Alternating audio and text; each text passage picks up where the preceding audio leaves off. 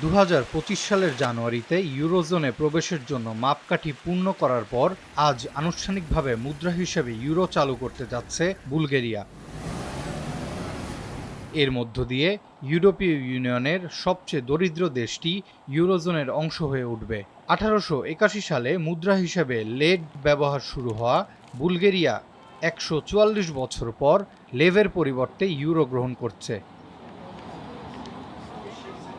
Bulgaria 2007 সালে ইউরোপীয় ইউনিয়নের সদস্য হলেও 2025 সালের জানুয়ারিতে ইউরোজোনে প্রবেশের জন্য মানদণ্ড পূরণ করেছে। ইউরো মুদ্রা গ্রহণ অর্থনীতি চাঙ্গা করতে সহায়তা করবে এবং পশ্চিমাদের সঙ্গে সম্পর্ক দৃঢ় করবে বলে মনে করে দেশটির সরকার। এদিকে ইউরো গ্রহণ নিয়ে উদ্বেগও প্রকাশ করেছেন কেউ। তাদের মতে এটি দেশের অর্থনৈতিক সংকটকে আরও গভীর করতে পারে।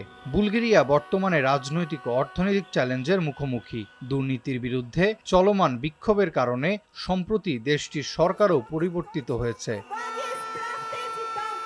বিদায়ী প্রধানমন্ত্রী রোসেন জেলিয়াসকভ দাবি করেছেন বুলগেরিয়ার অর্থনীতি বর্তমানে 113 বিলিয়ন ইউরো বা প্রায় 133 বিলিয়ন ডলারের মোট জিডিপি নিয়ে শীর্ষ 5টি ইউরোপীয় দেশগুলোর মধ্যে অবস্থান করছে। ইউরো গ্রহণের ফলে অর্থনৈতিক উন্নয়ন আরও ত্বরান্বিত হবে বলে মনে করছেন বিশ্লেষকরা।